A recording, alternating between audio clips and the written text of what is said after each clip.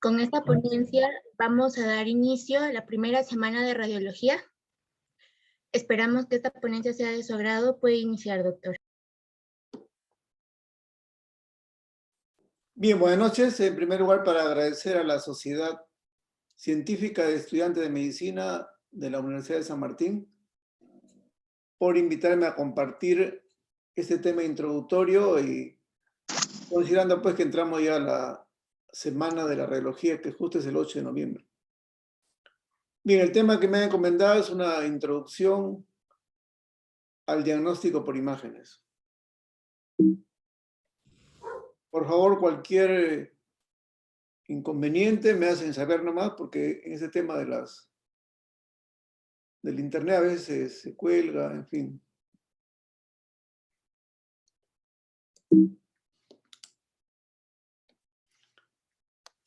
Bien, en diagnóstico, cualquier diagnóstico de la enfermedad, hay varios escenarios y consecuentemente varios diagnósticos, ¿no?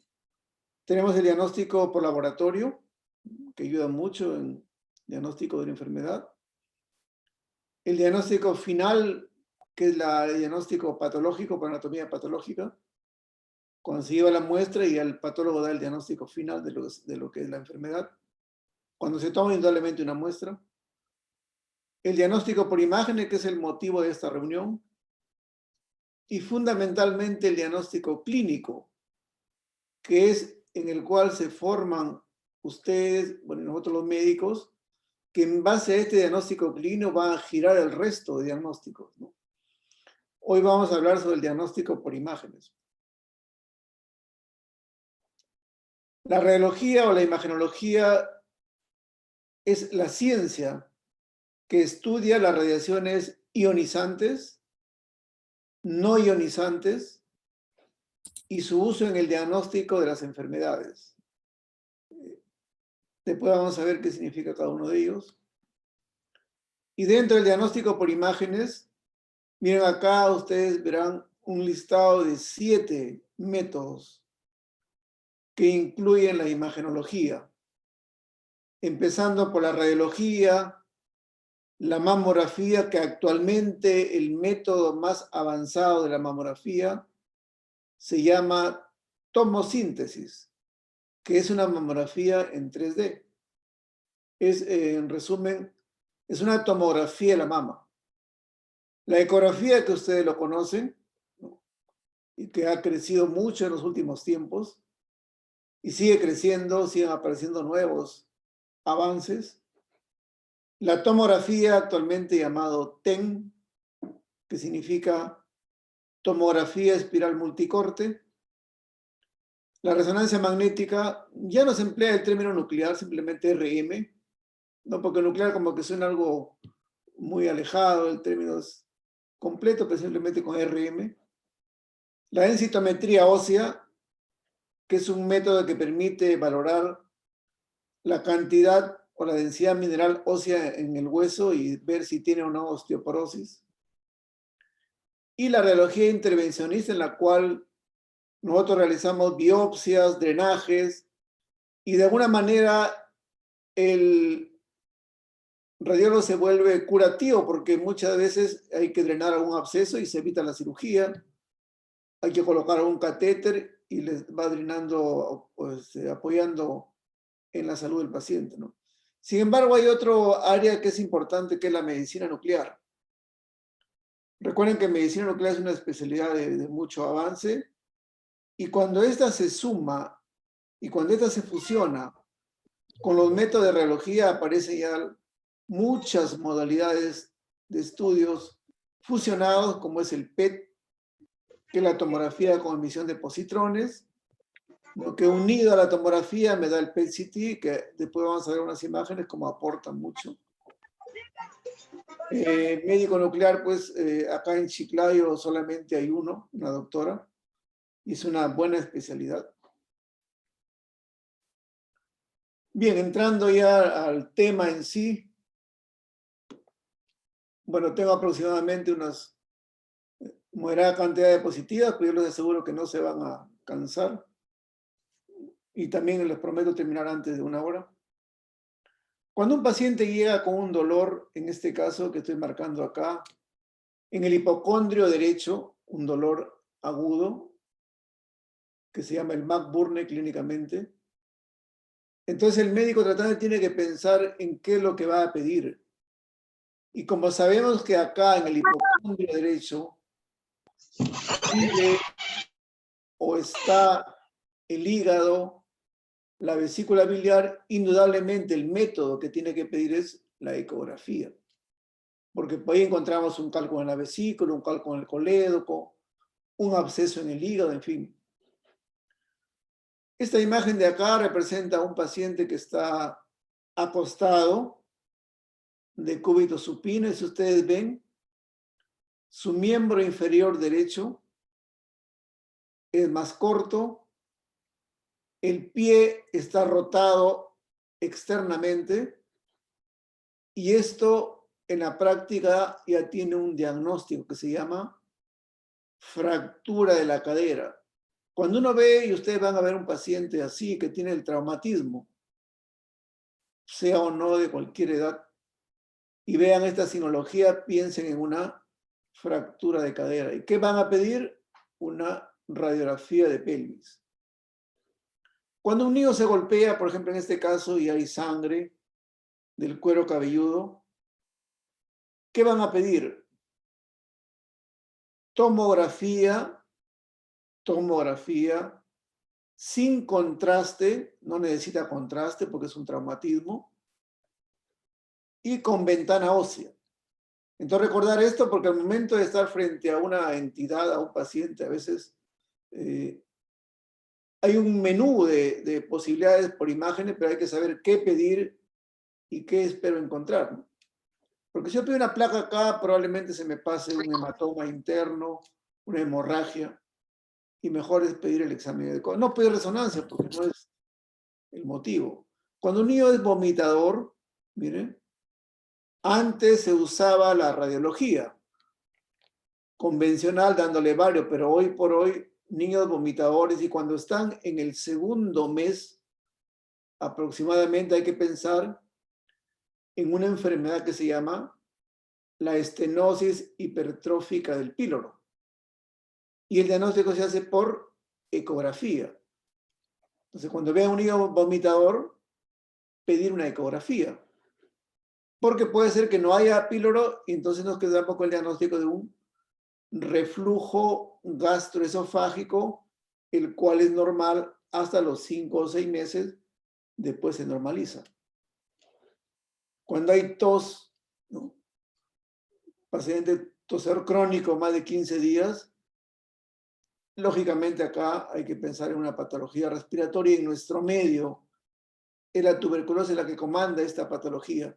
Y pedir siempre empezar con una placa, y si ya no hay positividad, ir a una tomografía. Cuando la mama se vuelve así, en piel de naranja, inflamada, tanto el pezón como la areola y el resto de la piel, hay que empezar también con una ecografía de mama, ¿no? O cuando hay este paciente que tiene todo el fenotipo de un Cushing, ¿no? Hay que hacer una tomografía, en este caso de resonancia de hipófisis o tomografía de suprarrenal, ¿no? Y así los exámenes se van orientando de acuerdo a la clínica, ¿no? Este paciente, por ejemplo, tiene una parálisis facial periférica por el frío, viral, en fin. Generalmente no se pide nada, pero como prevención se pide una resonancia para ver algún fondo que podría estar explicando. Y esto que es muy frecuente, ¿no? En los deportistas. Y miren el mecanismo de acción. Aprendan esto que no es muy difícil. Miren, este jugador, ¿no? Flexiona la rodilla, es un mecanismo flexión. 2, No, rotación interna, rota hacia la parte interna y hace un fenómeno de valgo, es decir, la rodilla lo lleva hacia la línea media. Esto es clásico de una rotura del ligamento cruzado anterior, y acá sí se impone una resonancia magnética de rodilla sin contraste. Indudablemente esta patología, que es las convulsiones, ¿no?, que pueden presentarse al inicio de la vida, por la mitad, o se pueden instalar después, hay que en primer lugar saber cómo atender a un paciente que tiene epilepsia, ¿no?, lateralizar la cabeza para evitar la aspiración y hacer neumonía por aspiración, poner a buen recaudo para que no se complique, y el examen de lesión es resonancia magnética. Bien, entonces siempre en la parte docente educativo, ¿no?, hay que manejar tres cosas. El saber, que la parte teórica, hay gente que sabe mucho sabe, mucha teoría, pero el saber hacer es la práctica, ¿no? Entonces, no podemos solamente ser teóricos, sino también ser prácticos. Y el saber hacer es la parte actitudinal. Entonces, siempre se manejan esos tres conceptos, lo cual va a hacer que una persona sea, o en este caso un profesional, sea competente, ¿no? De modo que cuando ustedes leen, van a entender. Cuando ustedes ven, van a comprender. Y solamente cuando lo hacen, van a aprender, ¿no? Estas son imágenes de algunos estudiantes, pues antes de pandemia, cuando en este caso alguno le dice drenar un absceso hepático, y diferente que lo vea cuando lo hace, ya se le quedó grabado, ¿no? Entonces siempre hay que manejar estos conceptos, ¿no? La práctica es fundamental, ¿no? Hay que hacer, se pueden equivocar, pero sigan haciendo, la única forma de aprender. Como se dice, yo no puedo aprender a nadar en la teoría, tengo que aprender a nadar en la piscina. Y en esto hay que hacer en la cancha, hay que actuar. Bien, los métodos que usan rayos X en cuanto al curso de introducción son estos, miren. Radiología, mamografía, tomografía y densitometría ósea. Acá el que usa más radiación es la tomografía, y el que usa menos radiación es la densitometría ósea. Sin embargo, en otro extremo tenemos todos los métodos que no usan rayos X, ¿no?, que no usan radiación, y ahí tenemos la ecografía y la resonancia magnética, que solamente usa ondas de radiofrecuencia. Acá, por ejemplo, haciendo una ecografía a un niño, ¿no?, en donde el niño es difícil hacer una ecografía, en este caso tuve que hacer una ecografía ocular, ¿no?, y la única forma es colocándolo encima de la madre, ¿no?, y la resonancia magnética, ¿no? Bien, los rayos X, ¿cómo se descubren, no? Wilhelm Conrado Röntgen fue un físico que estuvo practicando en su ambiente de rayos catódicos, estuvo practicando ahí su tubo de rayos catódicos, y cuando de manera improvisada nota que una luz aparece en el fondo de su sala de trabajo. Entonces él asume de que esa luz no era producto de los rayos catódicos. Entonces, como no sabía el nombre, le pone rayos X, hasta después encontrar el nombre, ¿no?, definitivo. Pero han pasado más de 120 años y se ha quedado con rayos X o rayos incógnita, ¿no? Y así, los grandes descubrimientos aparecen muchas veces de forma casual, ¿no? Y su primera radiografía le tomó a su esposa, Berta. Acá está la radiografía. Miren que en esa época, esta radiografía, según la historia, tomó aproximadamente 15 minutos. Actualmente una radiografía de mano son décimas de segundo. O sea, ha habido evolución. 8 de noviembre de 1895 se descubren los rayos X. ¿Y cuál fue el primer país de Sudamérica en obtener un equipo de rayos X? Fue el Perú. Y la otra pregunta, ¿a quién le hicieron la primera radiografía en el Perú? ustedes se imaginarán, fue la palma de Ricardo Palma, ¿no? Fue la primera radiografía hecha en el Perú y justo su mano, pues por la misma edad, indudablemente, ya mostraba un fenómeno degenerativo de artrosis. Bien, la radiología es un método económico, accesible, rápido y da una buena información anatómica. Sin embargo, la desventaja, porque todo método tiene ventajas y tiene desventajas o limitaciones, es que usa radiación. No se puede usar en gestantes. La imagen es en un solo plano. Yo en un solo plano tengo que ver todo lo que está adelante, en la mitad y en la parte posterior. Yo tengo que tener una visión tridimensional y lógicamente menor resolución pues que tomografía y resonancia. Pero aporta mucho. Miren cómo esta radiografía de tórax me permite ver pues si hay alguna neumonía, alguna caverna tuberculosa, un derrame cerebral. O en este caso la mano, estas manos, miren que son manos anormales o patológicas porque contienen o tienen polidactilia. Acá hay 6 dedos, acá hay 8 dedos. También aporta a los canes, ¿no? Los canes a veces, todos tenemos un can en nuestra casa, la mayoría, y a veces se pasan a un objeto extraño, le tomamos su radiografía y podemos ver todo lo que puede estar adentro en busca de un cuerpo extraño, ¿no? Esta fue la radiografía que recién he tomado a un perrito. Hay un grupo de estudiantes o de gente muy benefactor que se preocupa por los animalitos que están abandonados. Entonces nos pidieron ayuda y le tomamos una radiografía a este can, ¿no? Que lo habían atropellado el carro y miren cómo tiene una fractura acá en la pelvis, ¿no? Este trazo radiolúcido que sigue la flecha es una fractura en la pelvis, ¿no? Los cuerpos extraños se pueden diagnosticar con facilidad en la radiografía. Por ejemplo, este niño que tenía ocena. Ocena significa mal olor y un olor fétido en la nariz o en las fosas nasales, pero nadie le creía que ese niño se había introducido un clip en la fosa nasal. Nadie pensaba, pero dijo, tómale una plaquita por si acaso, cuando ese por si acaso se convirtió en un clip metálico que era la causa de todo proceso infeccioso.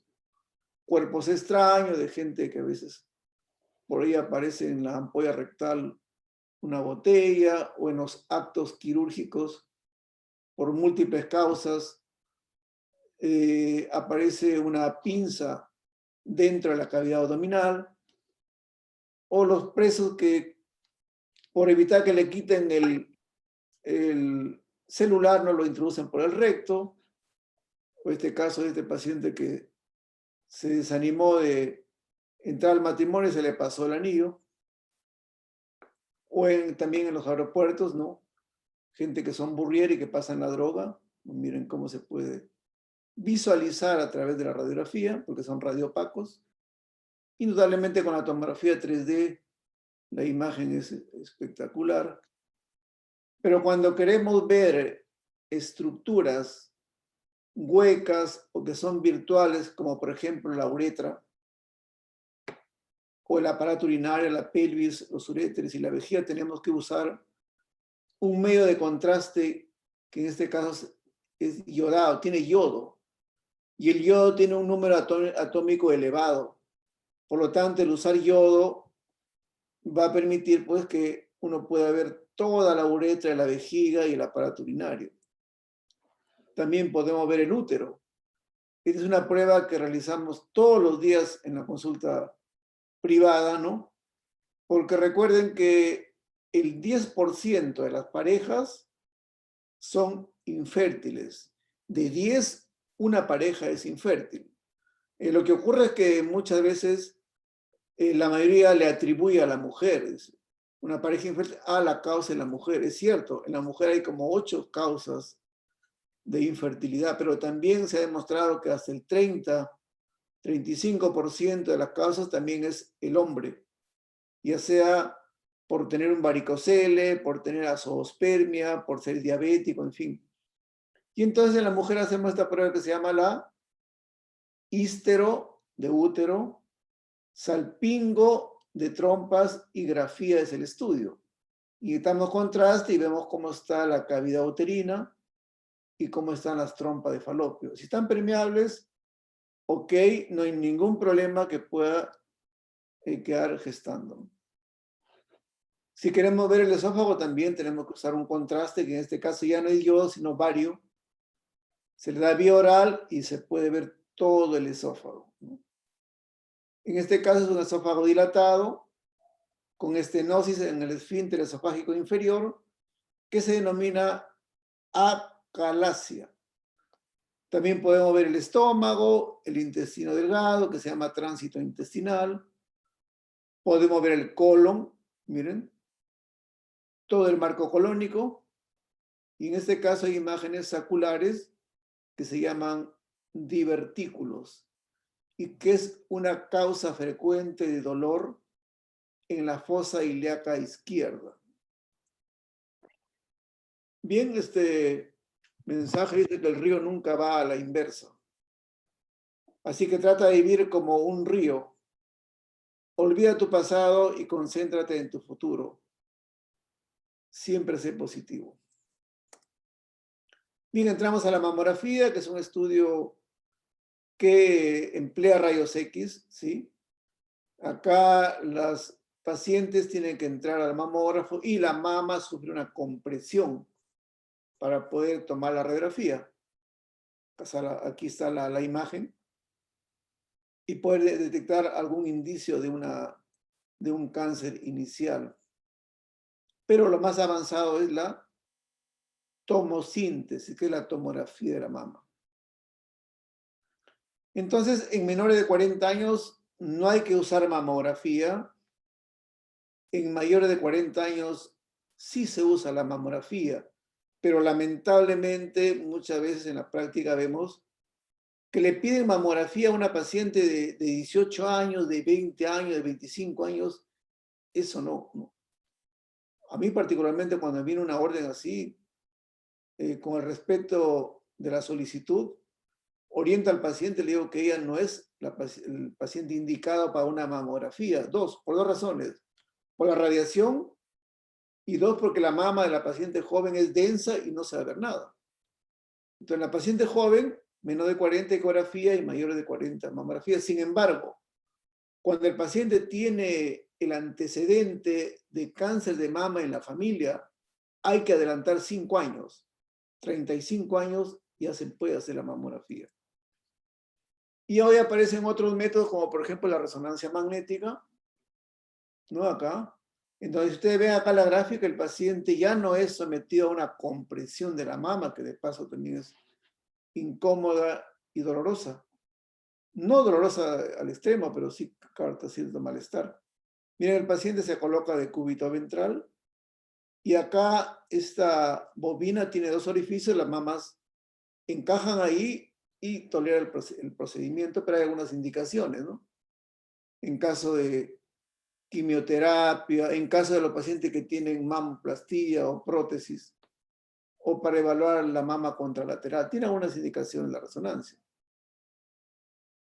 Y lo ideal es su mamografía, su ecografía, si hay algo, hacer inmediatamente una biopsia. Y este es el sistema que empleamos para informar, ¿no? Los BI-RAD. Cuando colocamos esto en la conclusión, siempre colocamos al final esta leyenda, porque muchas veces colocamos BI-RAD 2, ¿no? Y el paciente, lógicamente, como no conoce este lenguaje, piensa que tiene una lesión en grado 2. Sin embargo, miren, BI-RAD 2 significa hallazgos benignos. BI-RAD 1, hallazgo normal. Y así cada uno tiene su denominación. Los BI-RAD 4 y 5 sí ya son probablemente malignos y altamente sospechosos de malignidad. Y estos dos sí necesitan una biopsia.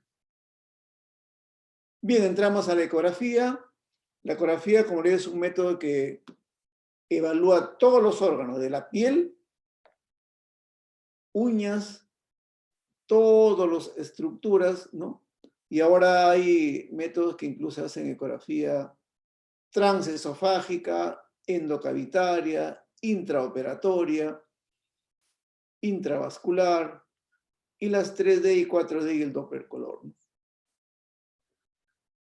Bien, entonces la ecografía se basa en el ultrasonido, es por ello que a través del ultrasonido, como en este caso se pudo detectar el Titanic, que se encuentra pues en el Atlántico, lo ubicaron a 3.800 metros gracias al ultrasonido. ¿No? Entonces, en la ecografía, las ondas de ultrasonido están entre 20 kHz a 100 MHz. Ese es el ultrasonido. Y los murciélagos, como dirán ustedes, ¿cómo un murciélago vuela en la noche? Porque usa ultrasonido para poder desplazarse. Y eso se llama la ecolocalización, ¿no? El murciélago emite un sonido acá, que es un amarillo, llega al objeto, regresa y lo puede captar y cambia de dirección. Lo mismo ocurre con los delfines, ¿no? Es por eso que hoy la ciencia está tratando de aplicar sus principios del murciélago para probablemente extrapolarlo y facilitarle a los invidentes. ¿Por qué usamos gel? Porque es una sustancia que permite la transmisión del sonido. Sin gel no podemos hacer la ecografía. De modo que el ultrasonido nada bien, pero vuela mal. En el aire no pasa el ultrasonido. Tiene que haber líquido. Tiene las ventajas que es barato, en tiempo real, portátil, no usa radiación ionizante. Y la desventaja es pues que no demuestra la función, en algunos casos, que sea vascular. El peor enemigo de la ultrasonida, de la ecografía, es la obesidad, ¿no? Paciente muy obeso es difícil hacer una ecografía. Y lo otro, paciente que tenga mucho exceso de gas. Tampoco son los peores enemigos de la ecografía, el exceso de gas y la gran adiposidad. Bueno, este es el lenguaje, ¿no?, que empleamos en ecografía: el anecoico, lo que es negro; el hipoecoico, lo que es gris; y el hiperecoico, lo que es más blanco, como un cálculo, por ejemplo. Usamos diferentes traductores de acuerdo si es superficial o si es profundo. Incluso hoy por hoy se puede hacer ya ecografía de piel, ¿no? Miren estos traductores que son de hasta 70 MHz, ¿no? Es altísimo, ¿no? Y esta es la resolución de una ecografía de piel. Si comparamos con un corte anatómico, es casi ahí van, ¿no? El folículo piloso, la epidermis, la dermis papilar reticular y el tejido subcutáneo, ¿no? Esta es la anatomía de la piel, del pelo, perdón.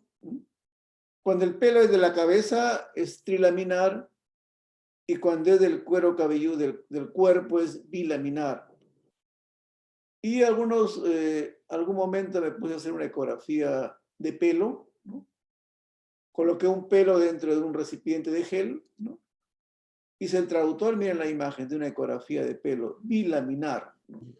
Y cuando es del cuero cabelludo es trilaminar, o sea, aporta mucho, o aporta, en caso podría ser problemas legales, ¿no?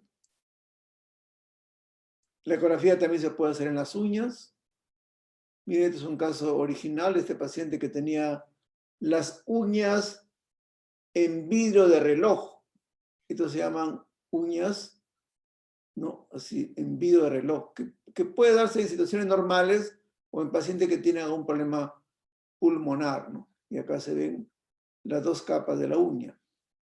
O en los niños también se puede hacer la ecografía ocular. La tiroides, muy asequible porque es anterior, fácilmente de poder evaluar con ultrasonido. En los niños igual, se puede hacer la ecografía en la cuna de los pacientes, ¿no?, en la camilla, en su casa, con un traductor portátil, y la ventaja es que puede diagnosticarse hidrocefalia o hemorragias.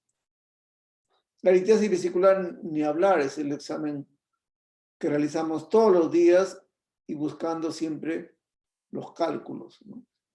Ver el riñón, la ecografía obstétrica, También recuerden que es necesario hacer 3 ecografías como mínimo en el primer trimestre, en el segundo y en el tercero, una ecografía.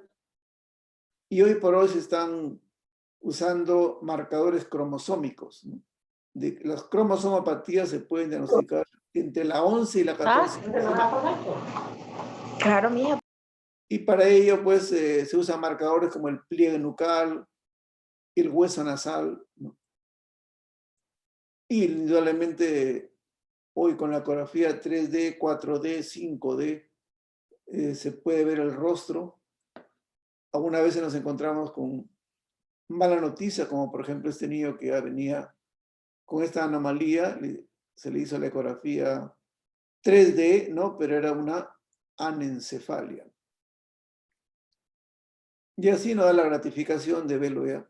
A más tardío, hasta 8 meses se puede hacer la 3D, 4D, porque más grande ya no hay líquido, no permite hacer bien la imagen, ¿no? No se permite reconstruir. Pero en ese, digamos, en ese estudio uno puede ver la sonrisa, los movimientos de la cara fetal. Sin embargo, esto nunca va a reemplazar a la 2D. Recuerden que la 2D yo no puedo ver los riñones, acá yo no puedo ver los riñones, acá yo no puedo ver el cerebro, solamente veo lo superficial. Entonces es importante que siempre se parte de una ecografía 2D y después esto pues queda para el recuerdo, ver también labios leporinos, alguna anomalía que muchas veces puede pasar desapercibida en el 2D, entonces ayuda mucho también, aparte de la satisfacción personal de la madre, ¿no?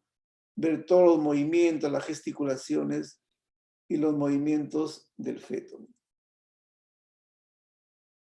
Entonces hay algunos marcadores de cromosomopatía, como les decía. El ver el hueso nasal es importante. El hueso nasal debe medir más de 2.4 milímetros. Cuando no está, es muy sospechoso, no digo que sea concluyente, de que podría venir con un síndrome de Down. O también el engrosamiento de la translucencia nucal, ¿no? Más de 2.5, de 3 milímetros es sospechoso de síndrome de Down, pero no todo es 100%, siempre hay un margen. Hay marcadores que solamente esto se hace entre las 11 y 14 semanas. Si quiero hacer las 15 semanas ya no encuentro estos marcadores, aparecen solamente en ese rango. 11 a 14 semanas están estos marcadores de cromosomopatías. También alguna oportunidad podemos ver este embarazo ectópico, ¿no? Que es el embarazo que se forma fuera de la cavidad uterina, en este caso en la trompa de Falopio, pero como no tiene la suficiente matriz como para que llegue a los 9 meses, estos embarazos terminan rompiéndose antes de los 3 meses, ¿no? 2 meses ya se están, ¿no?, rompiendo y hacen un sangrado que puede ser peligroso si no se controla a tiempo. También la ecografía musculoesquelética, ¿no?, ayuda mucho para ver las lesiones en estos pacientes pues, de alto rendimiento, ¿no? Que, bueno, tuve la oportunidad de controlarlos, ¿no? Hoy no hay fútbol de primera división, pero la ecografía musculoesquelética ayuda mucho, ¿no? Por ahí en los momentos libres, un poco de aportar, publiqué algunos libros que están ahí a su disposición.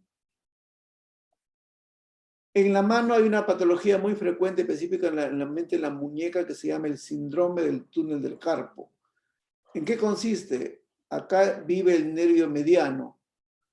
Entonces, es más frecuente en el sexo femenino, miren, de 7-1, y la causa es ocupacional, ¿no?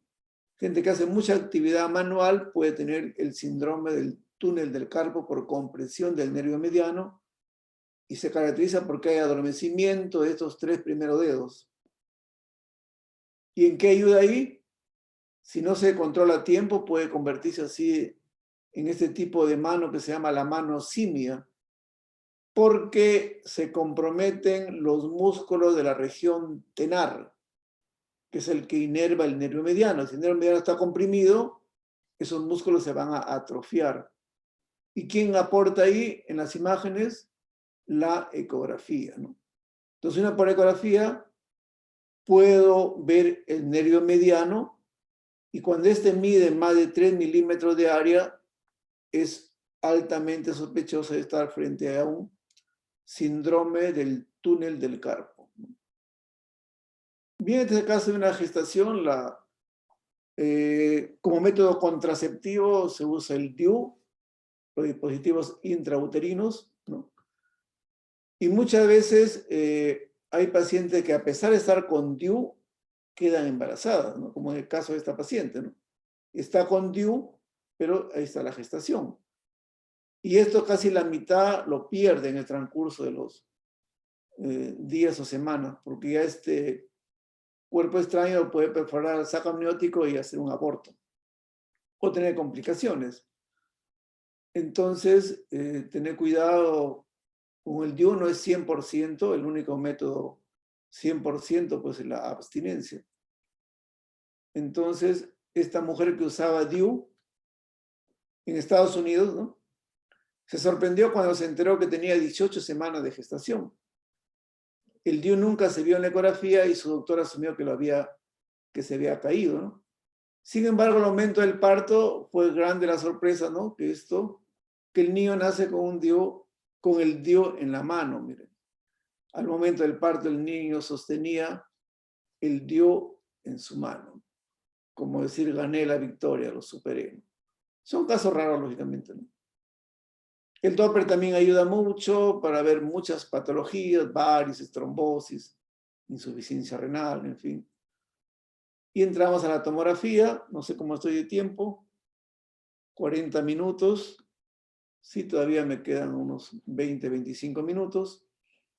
La tomografía computada, método que usa radiación. No voy a hablar mucho de física, pero sí sobre todo de la utilidad, las indicaciones y en qué nos sirve este método, ¿no? Básicamente en el cerebro hay una patología muy importante que es la enfermedad vascular cerebral, ¿no? Recuerden que la enfermedad vascular cerebral, ¿no?, el 85% son infartos. Y el infarto se produce por una obstrucción de una arteria cerebral anterior, media, posterior. Y cuando se obstruye esa arteria por ateroma o por otra causa, el cerebro entra en hipoperfusión y consecuentemente en infarto. ¿Y cómo lo veo el infarto en la tomografía? Así, hipodenso, oscuro. ¿Cómo lo veo la hemorragia? Hiperdenso, blanca. De manera que no es difícil por tomografía identificar un infarto o una hemorragia. El infarto es oscuro, hipodenso, y la hemorragia es hiperdenso. Casi el 85% de los EBC o stroke, ¿no?, son infartos por obstrucción. Sin embargo, tiene falso negativo. Muchas veces el paciente puede tener infarto y cuando se toma la tomografía no sale nada. Pero eso no quiere decir que no tenga infarto, simplemente que hay falso negativo porque este paciente con infarto, en este caso, pues recién apareció más de las 24 horas, pero tenía clínica que tenía hemiparesia o hemiplegia en el lado izquierdo, ¿no? Siempre es en el lado contralateral, ¿no? Si el infarto es en el lado derecho, la hemiplegia va a ser en el lado izquierdo, la pérdida de fuerza va a ser en el lado izquierdo. Entonces, tener cuidado los falsos negativos. Siempre hacer un control más de 24 horas, ¿no? Y esto ya, bueno, la anatomía del polígono de Willis o de la circulación anterior y posterior, que cuando cada arteria se tapa, se obstruye, da una determinada signología clínica, dependiendo el nivel y el tipo de la arteria que se compromete. Y tomografía, mira las grandes reconstrucciones que uno puede hacer actualmente, ¿no? En segundos, hace una reconstrucción, en este caso de la aorta, ilíacas, todas las ramas, arteria hepática, mesentérica superior, mesentérica inferior, hasta el corazón también se puede ver, todas las arterias coronarias, alguna variante anatómica, su origen, y ver si tienen incluso calcio. Bien, este es un término muy conocido, una frase muy conocida, primum non nocere. Primero no hacer daño, es lo que uno debe practicar, ¿no? Bien, la densitometría ósea, ya estamos ya en el penúltimo método. La densitometría ósea es un método que se utiliza para medir la densidad ósea. Entonces también se hace por encima de los 40 años, salvo que el paciente sea sometido o que reciba corticoides que hacen que baje la densidad ósea, se emplea, ¿no? Y se mide pues en el fémur y en la columna. Entonces ustedes dirán, ¿por qué esta persona a esta edad tenía esta altura? Y con el tiempo la persona pierde altura y aumenta la cifosis. Esta es parte del envejecimiento normal y se explica por la osteoporosis. Entonces hay que hacer la densitometría para medir si tiene osteoporosis, osteopenia o ya tiene un alto riesgo de fractura. Y las fracturas en un paciente osteoporótico se dan en la muñeca, en la cadera y en la columna. En la muñeca, que se llama fractura de Coles. En la cadera, las fracturas trocanterias o intertrocanterias. Y en la columna se aplastan las vértebras, ¿no? Una vértebra que pierde altura es una fractura, no necesariamente que se parta en 2 o 3, ¿no? Y hay un signo en la radiografía de columna de los pacientes osteoporóticos. Ustedes ven la vértebra normalmente es de forma triangular, o rectangular, perdón, rectangular. Sin embargo, si vemos esta de acá, tiene una deformación bicóncava. Le he delineado ahí.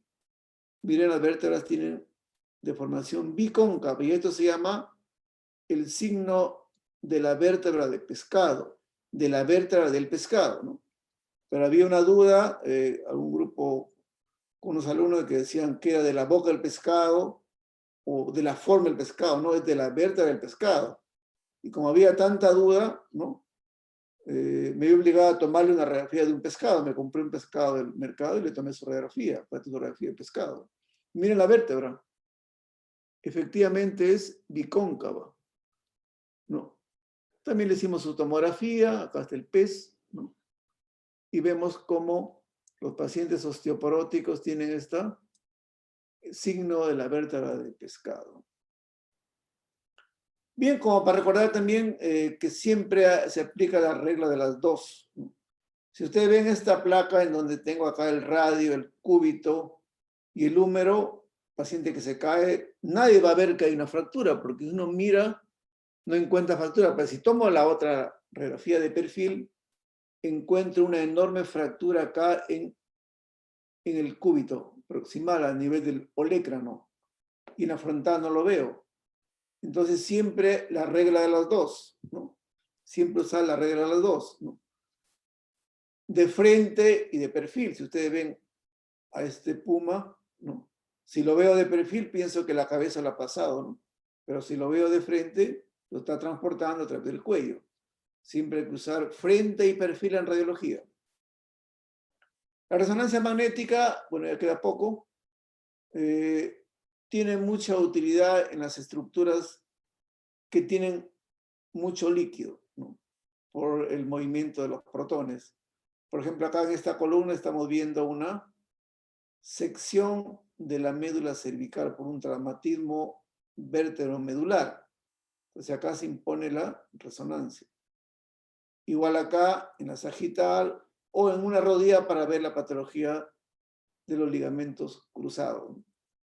Y también podemos ver hoy por hoy toda la columna completa, miren. Bueno, acá probablemente ustedes puedan identificar algunas vértebras que están infiltradas por lesiones tumorales. Entonces ayuda mucho la resonancia para estas estructuras que no se ven en otro método. Y fundamentalmente en el infarto hay una secuencia que se llama de difusión, ¿no? Entonces estos infartos que no se ven en la tomografía lo podemos detectar con facilidad en la resonancia a través de esta secuencia que se llama difusión y se ve blanco, hiperintenso, y que muchas veces pueden ser tributarios de ser sometidas a una terapia trombolítica. Es decir, si hay un trombo, le administran anticoagulante para poder lisar el trombo y poder evitar, digamos, evitar más daño en el cerebro. Igual la vía biliar intra y extrahepática también la podemos ver muy bien por resonancia, cuando hay cálculos, obstrucciones, neoplasias. También se puede hacer biopsias virtuales. ¿En qué consiste? En usar un software o una técnica especial que se llama espectroscopía, que es una biopsia de los metabolitos del cerebro. Entonces uno toma la región de interés sospechosa de neoplasia y mira cómo están los metabolitos. Y cada uno tiene una presentación, ¿no? El N-acetil-aspartato, la colina y la creatina, vemos cómo está la relación y lo comparamos con un patrón tumoral, ¿no? Si es tumor, me dará esta forma. Si es normal, esto de acá. Entonces, ayuda mucho la resonancia. También en resonancia podemos ver la tractografía, los haces de sustancia blanca que van de adelante hacia atrás, de arriba hacia abajo, o de derecha a izquierda, en el caso del cuerpo calloso, cada uno tiene un color, ¿no? Verde de derecha a izquierda, así, azul o rojo, de una determinada color, ¿no? En el corazón, ustedes saben que la ecocardiografía es el método de elección. Sin embargo, hoy por hoy ya usamos cardioresonancia. Y miren cómo la cardioresonancia, ¿no?, es un método morfológico y fisiológico que se ve hoy a través de la cineresonancia, que también lo hacemos, ¿no? Y miren la alta resolución de las 4 cámaras, del tabique, las zonas infartadas, en fin, todas las anomalías. Se puede ver hoy con una alta resolución y se considera el método gold estándar para ventrículo derecho. La ventaja es que no usa radiación, ¿no? Y la desventaja, pues, que es costo y sobre todo los pacientes que sufren claustrofobia. Un paciente con claustrofobia no tolera el estar en un resonador, lo único que queda es someterlo a una anestesia para que pueda ser estudiado. Y por último, la radiología intervencionista, que consiste en tomar biopsias, aspirar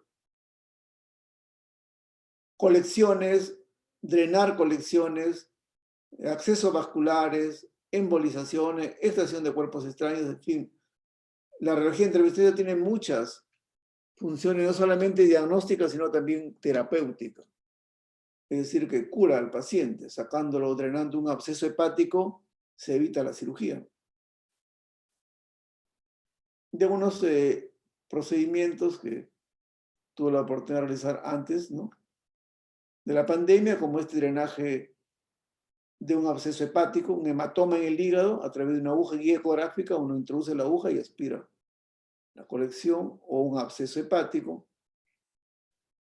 O en este caso, se hizo la biopsia a un pulmón, ¿no?, con este pequeño nódulo que apenas tenía 1 centímetro, pero a través de la guía tomográfica uno puede guiar la aguja y entrar hasta la lesión y poder tomar una muestra y enviarlo al estudio citológico respectivo.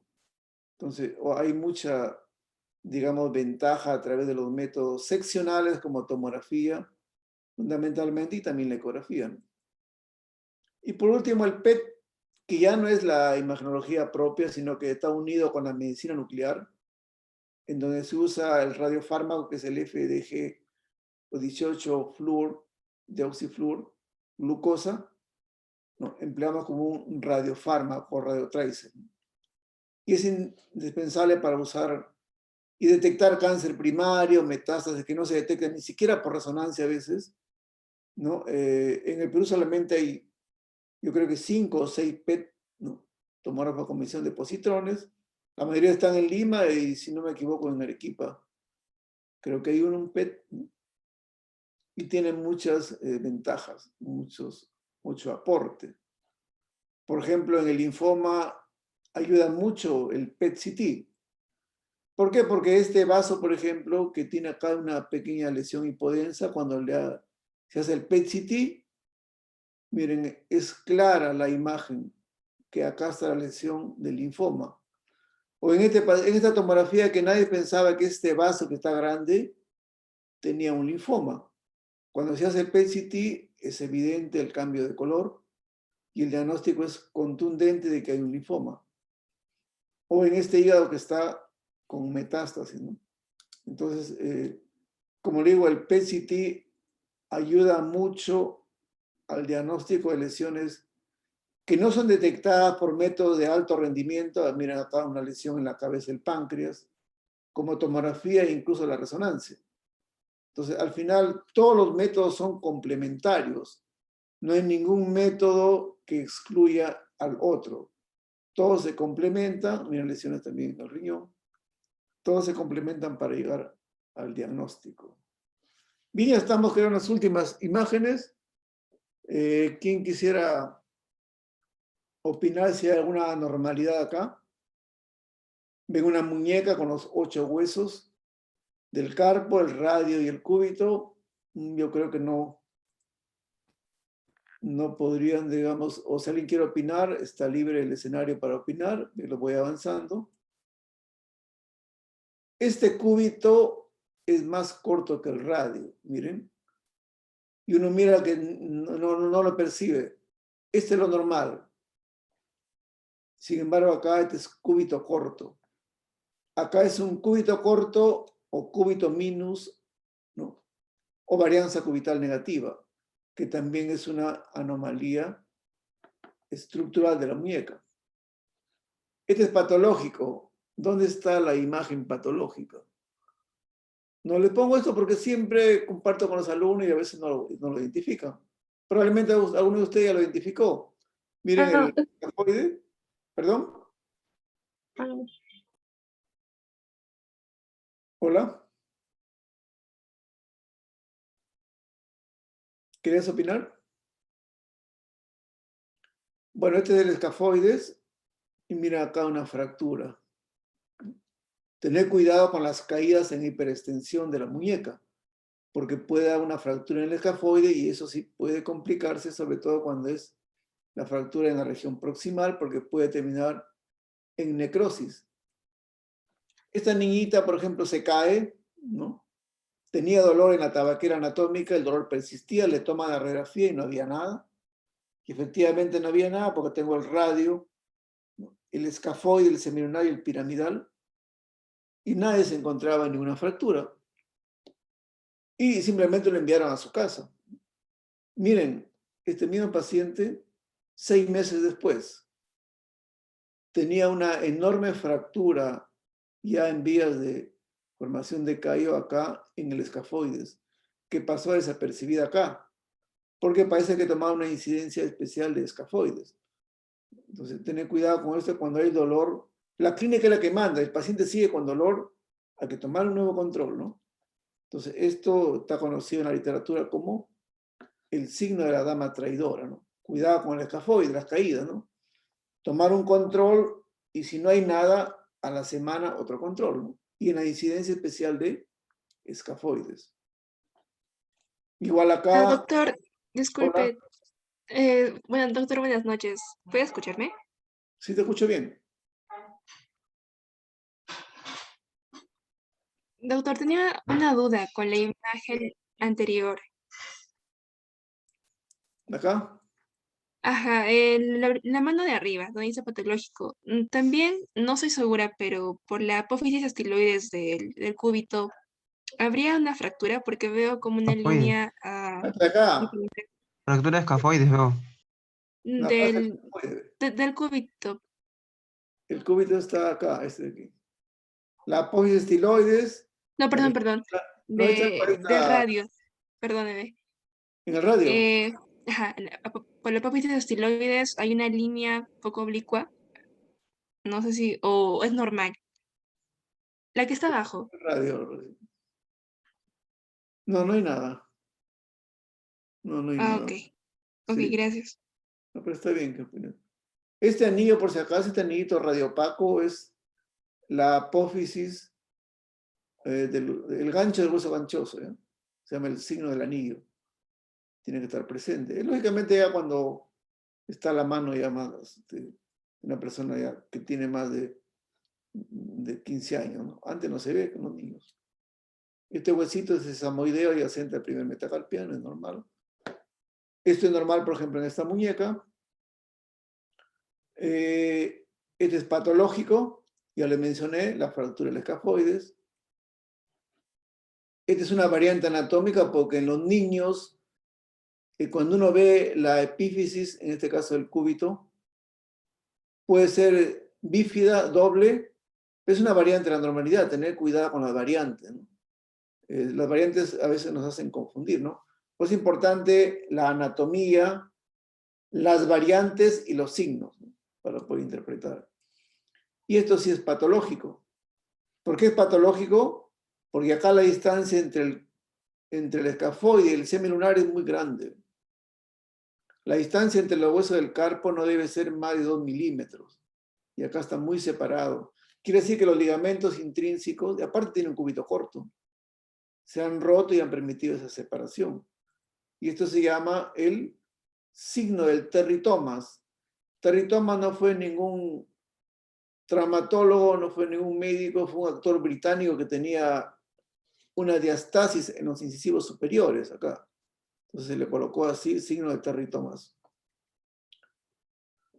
Bien, ya estamos en las últimas. Solamente para recordar que el 8 de noviembre, justo el día de la radiología que se descubre, nació Christian Barnard, ¿no? Christian Barnard fue un médico africano de la República del Congo, ¿no? Esos son casi que tienen raza francés, ¿no? Se fue a Estados Unidos a estudiar la especialidad de cirugía torácica, ¿no?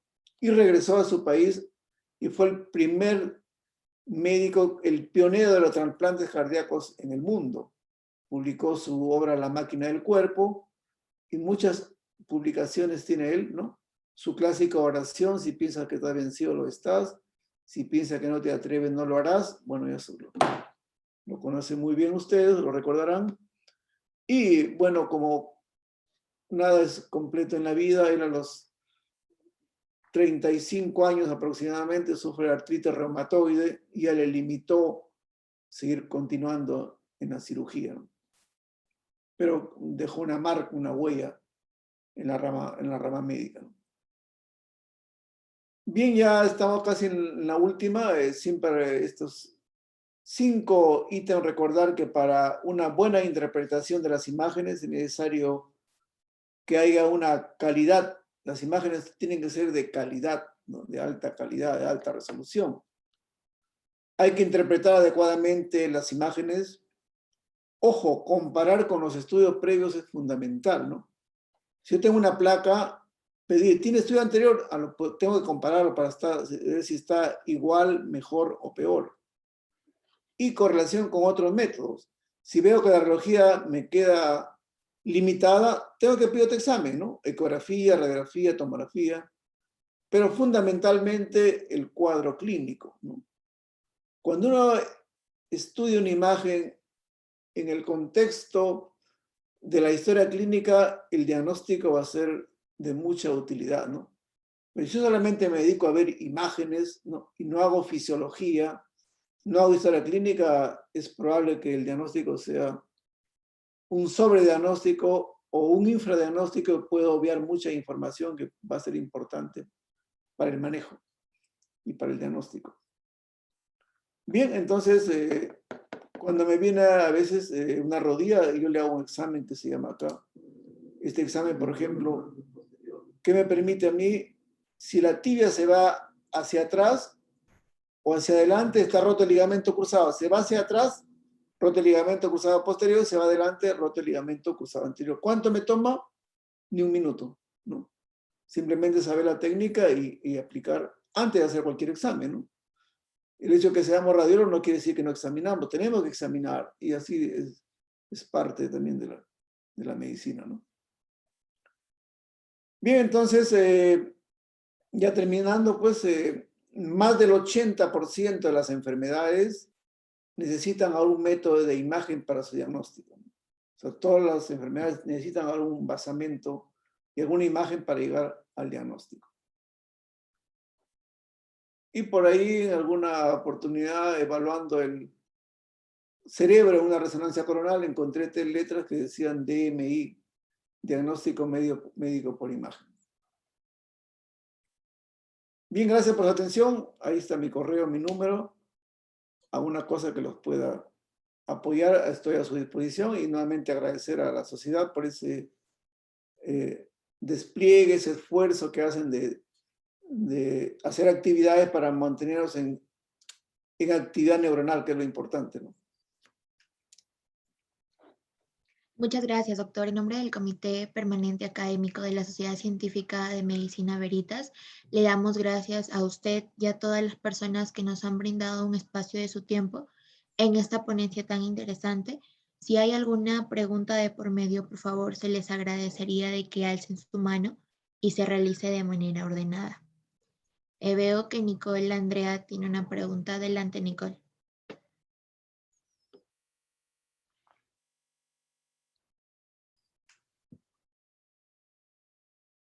Bueno, creo que se desanimó. Sebastián, ¿puedes prender tu micrófono, por favor? Sí, buenas noches con todos. Tenía una pregunta, doctor. ¿Cuáles serían las principales contraindicaciones para una resonancia magnética? No te escucho bien. Se te escucha muy bajito. No sé si te puedes acercar más a tu Sí, micrófono. ¿ahora se me escucha bien? Un poquito más cerca. ¿Ahora sí? Ya, ahora sí. Ya, sí, bueno, doctor. Con mi pregunta era sobre cuáles serían las principales contraindicaciones para una resonancia magnética. Contraindicaciones. Sí, doctor. El uso, digamos que el paciente tenga marcapasos. Eso es peligroso porque cuando entras al campo magnético, prácticamente va a bloquear el marcapaso porque el imán del resonador es un imán muy poderoso que es 15.000 veces más poderoso que el imán de la Tierra si usas un imán de 1.5 Tesla. Entonces, marcapaso prohibido. Pacientes que tienen brackets, tampoco puedo evaluar el cerebro porque me sale un sinnúmero de artefactos que no puedo ver bien el cerebro ni la columna cervical, ¿no? Pacientes que tienen claustrofobia tampoco deben entrar al resonador.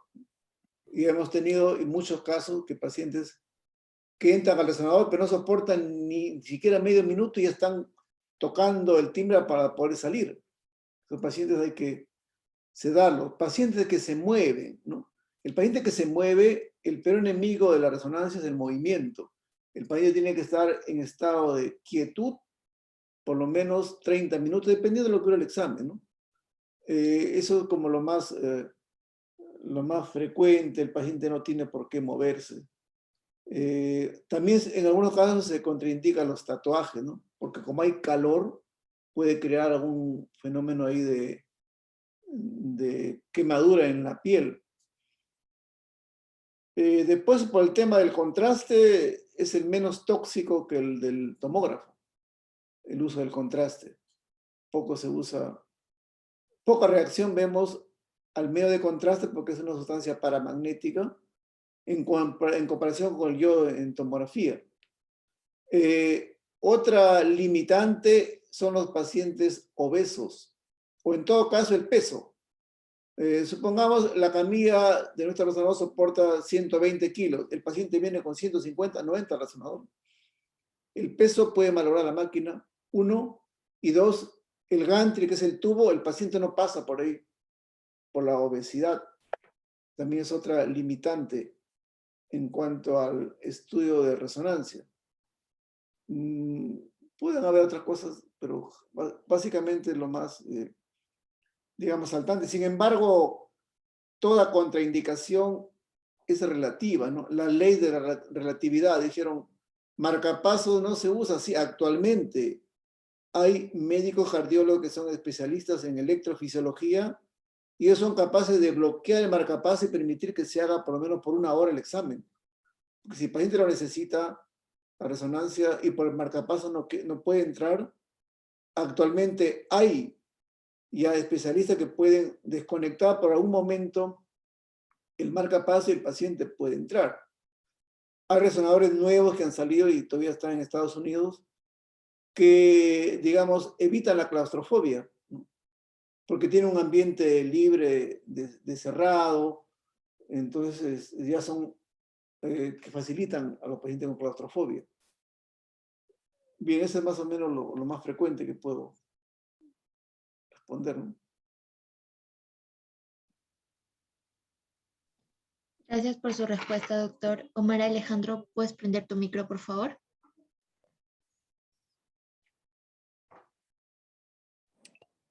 ¿Me escuchan? Sí, escucho bien. Buenas noches, doctor. Disculpe, en la presentación comentó algo relacionado con el DIU de una revisión a los 2 meses y al año.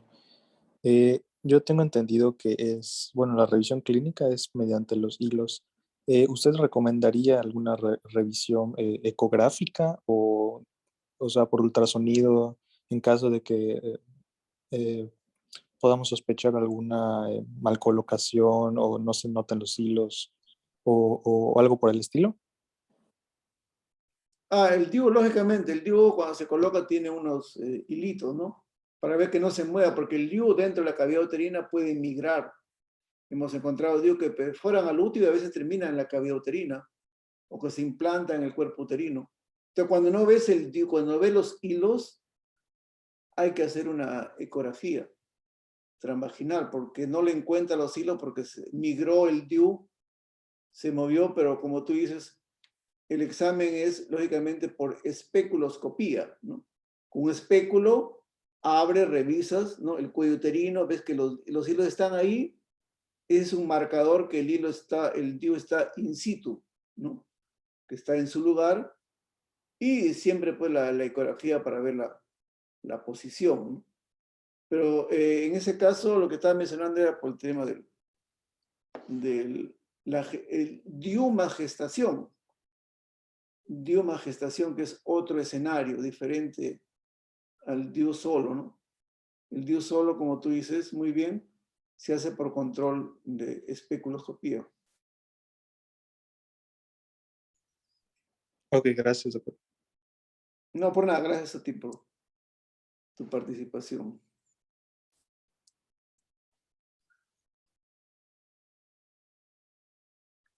Marcia Quesada, ¿puedes prender tu micrófono, por favor?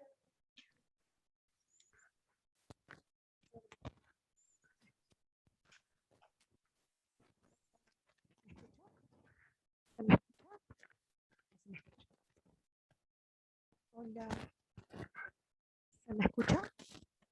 Sí, te escucho bien. Doctor, buenas noches. Tengo una duda. Hay algunos docentes que indican que sí y otros que no. ¿Es cierto que en la actualidad la ecografía que se le hace a las embarazadas puede causar daño de audición por el eco? Pero, como decías, es cierto, la ecografía que se hace a la gestante, ¿qué? ¿El eco puede causar daño de audición, problemas de audición? Bueno, hay pruebas, hay estudios y hay artículos que están mostrando sobre el efecto de la cavitación. Por eso cuando hace la ecografía transvaginal hay un fenómeno de calor, ¿no? Y algunos opinan de que probablemente esto podría estar motivando y acelerando la actividad enzimática. Entonces, ese efecto de calor, de vaporización, para algunos podría ser un probable efecto, pero no está demostrado actualmente, ¿no? Que ese efecto cavitario podría de repente hacer estudios longitudinales, ¿no? De multicéntricos y verse de alguna manera. Es por eso que la ecografía transvaginal recomienda no estar mucho tiempo con el traductor por ese efecto probablemente calorífico, que podría dar algún efecto dañino, ¿no? Pero no está así demostrado como la radiación, que sí, en verdad es más teratógeno.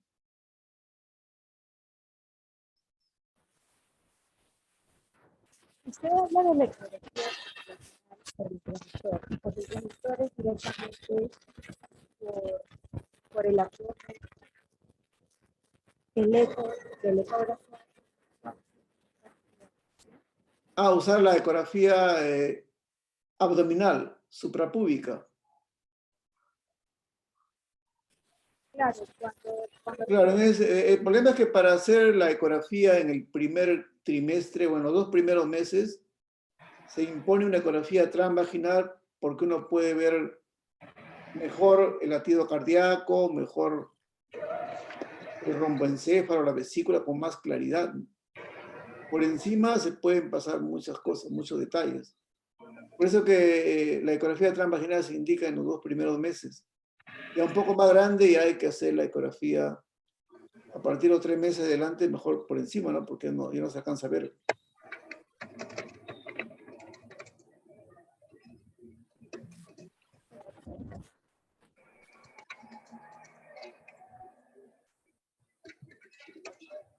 Gracias, doctor. María Paula, ¿puedes prender su micrófono, por favor? Buenas noches, doctor. Hola, buenas noches. Dime, te escucho. Digamos que en el contexto de un trauma en un niño, en el servicio de urgencias, tengo entendido que se deben pedir pues radiografías comparativas, pero no tengo muy claro hasta qué edad deberían pedirse radiografías comparativas y ya, pues desde qué edad pediríamos el estudio como tal de la enfermedad afectada. Gracias. No capté bien la pregunta, lo entiendo como que si se toma una radiografía a un niño, me imagino que es por un trauma o por qué estaría pidiendo la radiografía. Sí, señor. Digamos en contexto de trauma, digamos en urgencias, se pediría una radiografía comparativa de las extremidades. ¿Hasta qué edad se suele pedir radiografía comparativa? Comparativa, te refiere, por ejemplo, si se ha lesionado el codo derecho, ¿hay que pedir también el codo izquierdo? Algo así. Exactamente, sí, señor. Comparativa, por ejemplo, manos bilateral o codo bilateral. Pero ¿por qué pedir la comparativa si uno está evaluando, digamos, la mano, supongamos que tengo un golpe en la muñeca derecha? ¿Por qué tendría que irradiar al niño con la mano izquierda? Salvo Ok, que encuentre una variante anatómica y quería tener a un costado minéter, como la mano normal, para ver si en verdad hay una. Porque en los niños siempre es difícil, ¿no? La anatomía es diferente. es más por eso. Lo que pasa es que, bueno, al menos acá en Colombia solemos hacer eso en urgencias, más por todo este tema de que es más complejo y por los cartílagos, bueno, de crecimiento y todo esto. Entonces, normalmente las solemos pedir comparativas, pero pues no sé qué tanta evidencia tenga eso, si se debe hacer así. No, espérate, no te lo Sí, entiendo. Pero como te digo, por acá no, lo complementamos en todo caso con un ultrasonido, pero siempre cuidando la radiación, ¿no? Siempre cuidando la radiación, o sea, que la radiación en los niños, tener mucho cuidado con la radiación en los niños, por el riesgo que puede tener su alta potencialidad del efecto teratógeno se controla. Incluso a los niños, por ejemplo, en un urograma excretor, no le tomas tanta radiación como uno a los 10 minutos y ya casi como que está por terminar el examen.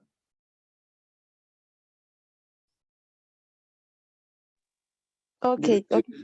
si hubiera duda, tomar una comparativa, pero por una vez ya no en el seguimiento, ¿no?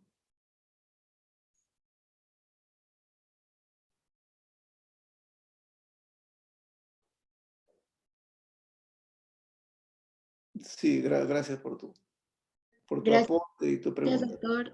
Chicos, si alguien tuviera una pregunta, por favor, hacerla. O si no, en todo caso, eso sería todo. Parece que ya no. Ah, ya, por el chat. Había leído que para la radiación de una radiografía fuera significativa para el adulto, tendríamos que tomar 40 radiografías al año. ¿Es cierto? Sí,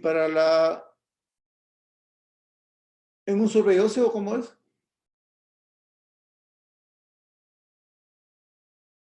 Bueno, ese tema ya de protección radiológica, habría que ir sumando cuántas radiografías van sumando los milisievert y llegar hasta un tope, ¿no?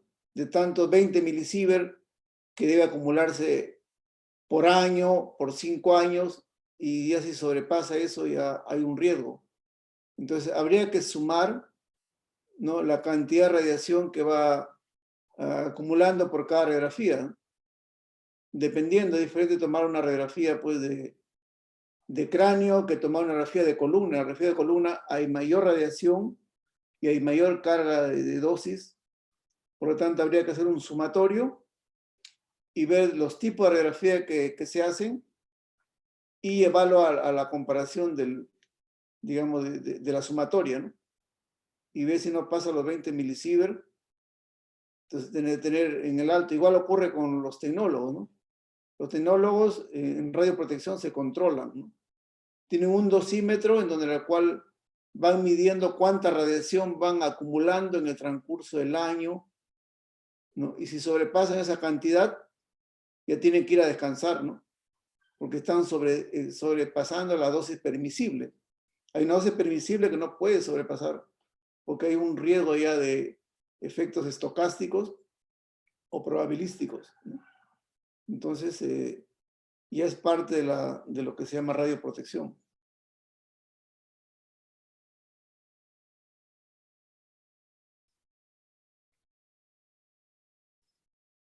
Listo, doctor. Hay otra pregunta. Ángela dice, ¿en qué patología se ve el signo de la vértebra de pescado, doctor?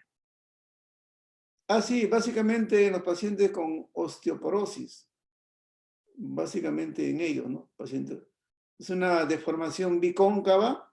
El cuerpo vertebral tiene en el centro un sinnúmero de trabéculas verticales, horizontales y oblicuas. Entonces, con la edad hay osteoporosis, por lo tanto hay disminución de densidad ósea y las trabéculas disminuyen en número y en grosor.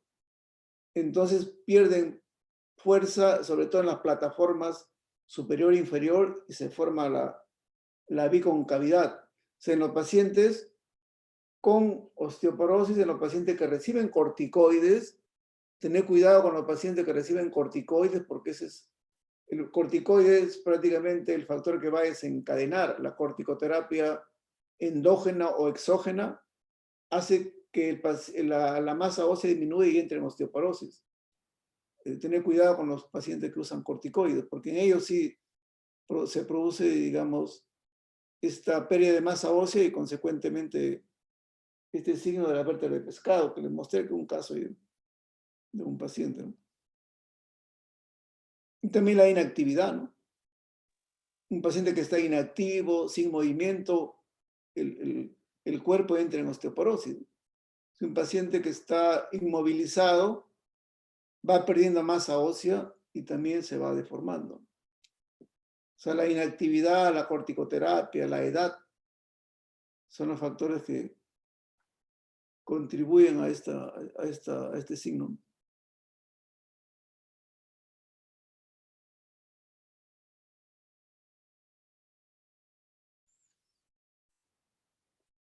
Listo, doctor. Al parecer esas han sido todas las preguntas. Muchas gracias nuevamente en nombre de CPA de Siempre. Gracias a los chicos, gracias por el tiempo extra que se ha dado para responder esas preguntas. Yo estoy segura que para muchas personas ha sido muy útil esta ponencia y esperamos contar con su presencia en una próxima ponencia que estemos organizando. Muchísimas gracias, doctor. Gracias a ustedes también, ha sido un gusto, ¿no?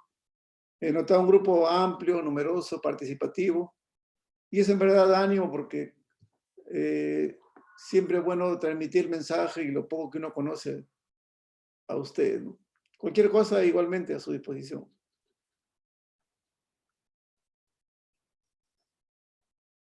Listo, doctor. Muchísimas gracias. Cuídese. Gracias. Hasta luego. Gracias.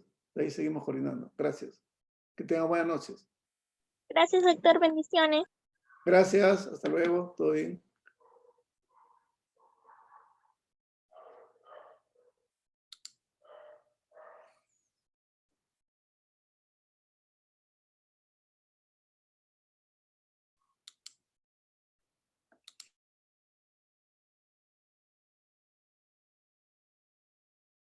Chicos, en el caso de la trivia, para poder registrar su asistencia, también para que su asistencia quede registrada por completo, esta estará siendo compartida a muy tardar a las 10 de la noche.